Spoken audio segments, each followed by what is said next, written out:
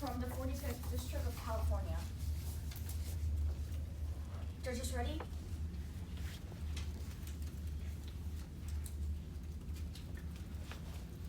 If a sport has an 11% chance that the winner would lose and the loser would win, that sport will probably face some major overhauls. And considering that that sport is our presidential election, it is crucial that we take action to change it, which is why I stand on the firmest affirmation side of today's resolution. First, the Electoral College unfairly disadvantages voters in larger states. While others have mentioned this, let me go into detail. The current president is elected through the Electoral College, where a total of 538 votes are distributed around 50 states. If the 538 votes fairly represented the population, then every 691,000 people will be represented by one vote. But that is not the case. In Wyoming, every 192,000 people get one vote, but their overrepresentation comes at the cost of others' underrepresentation. In California, more than 720,000 people are represented by one single vote. This means that if you live in Wyoming, your vote will count much more than someone who lives in California. People living in bigger states are particularly disadvantaged due to the fact that their electoral college votes are often given to smaller states who do not have enough population to secure the 3 minimum votes the electoral college grants. One vote in Vermont is worth 3 Texan votes, and one vote in Wyoming is worth 4 Californian votes.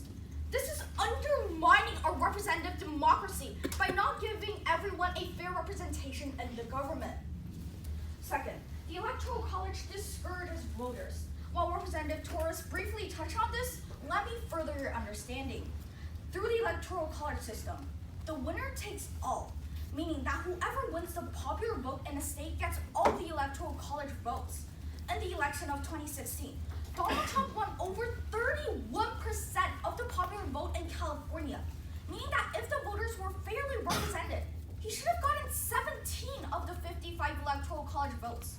But instead, he didn't.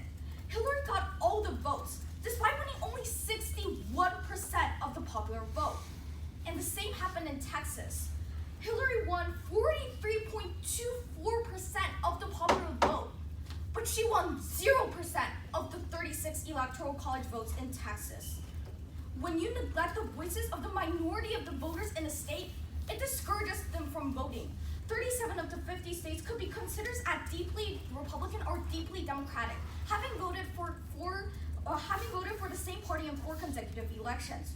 Voters who are not in the larger parties in those states will feel like there is no need to vote. Representatives, it is because the Electoral College undermines our representative democracy that we must avert. Thank you for that speech of 3 minutes and 3 seconds. All questioners, back.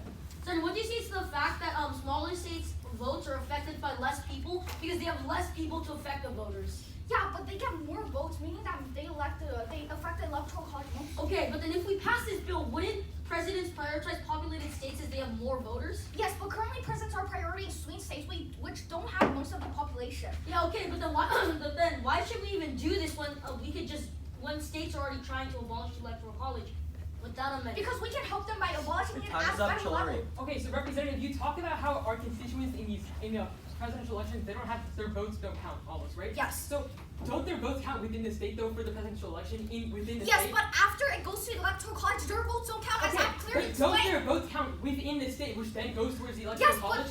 but for the minority voters in the state, their votes don't count at all. Okay, but how do their votes not count at all? Because it's a winner-takes-all system. Okay, yeah, but they still have to stay 37 within the states are state for that deeply winner. Your time has elapsed. You may take your placard and your seat. That was the speech and affirmation. All